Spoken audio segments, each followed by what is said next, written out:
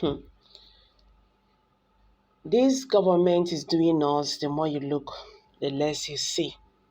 Well, I believe in life, everything has time, and nothing is permanent forever.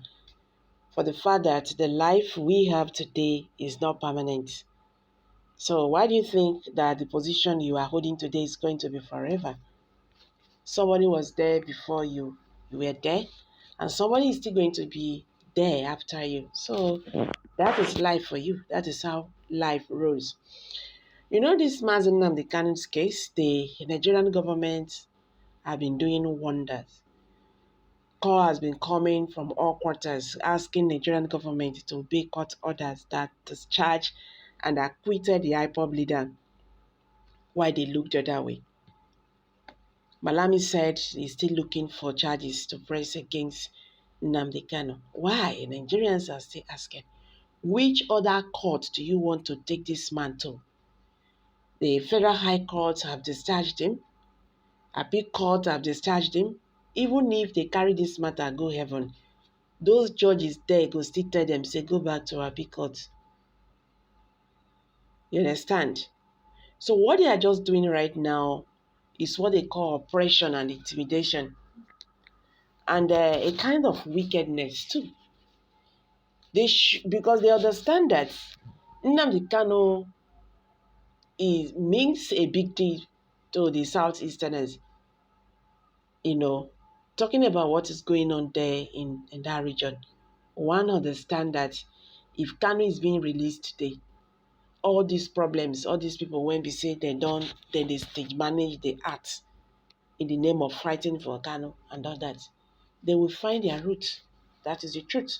But the government of the day do not want to put those into consideration. Aloy Jimakor, a special counsel for the leader of the indigenous people of Biafra, Nnamdi Kanu, accused the federal government of having a sinister plot against Ndigbo for not releasing Nnamdi Kanu from detention. Ejimakor, who said this in a tweet posted to his Twitter page on Monday, alleged that there was a hidden agenda to put Ndigbo between a rock and a hard place as Nigerian marches to the poll in 2023. He tweeted, "It is becoming self-evident that the refusal to release Mazi Nnamdi Kanu is part of a sinister plot against Ndigbo. The hidden agenda is to put Ndigbo between a rock and a hard place as Nigeria facially counts into the 2023 elections. The good news is that it will boomerang, yes." Recall that the Court of Appeal sitting in Abuja had on Thursday, October 13, 2022, freed discharged Kanu, declaring as illegal and unlawful his abduction from Kenya to Nigeria, and quashed the entire terrorism charges brought against him by the federal government of Nigeria. The appellate court held that the federal government breached all local and international laws in the forceful rendition of Kanu to Nigeria, thereby making terrorism charges against him incompetent and unlawful. In a judgment by Justice Olatuntu Adebola, the court void and set aside the charges by the federal government against Kanu and proceeded to discharge him from the alleged offences. Meanwhile, the federal government, through the Attorney General of the Federation and Minister of Justice, Abubakar Malami, in a swift reaction to the discharge of Kanu, and said Kanu was only discharged, not acquitted. In a statement signed and released by Malami's Special Assistant on Media and Publicity Relations, Umar Gwando, on the night the appellate court freed Kanu, AGF said the court's decision was on a single issue that bordered on rendition. The statement added that there were other issues predating Kanu's rendition on the basis of which Kanu jumped bail, which remained valid issues for judiciary determination. It further stated that the federal government would continue to pursue determination of pre-rendition issues while considering all available options on the judgment on rendition.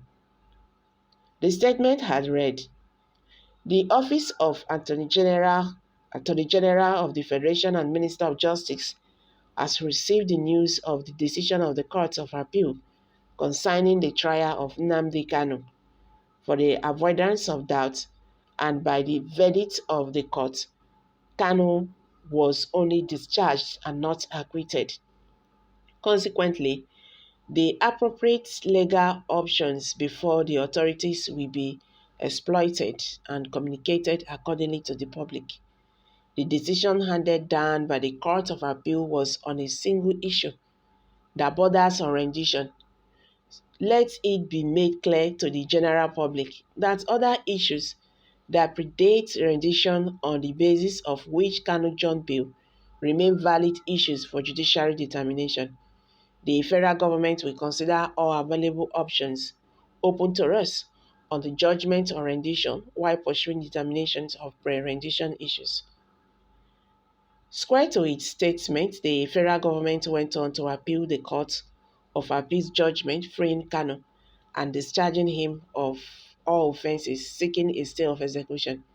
The appellate court, after hearing the federal government's fresh suit, granted a stay of execution of the discharging of Kanu, a ruling which the IPOB legal team had since appealed before the Supreme Court.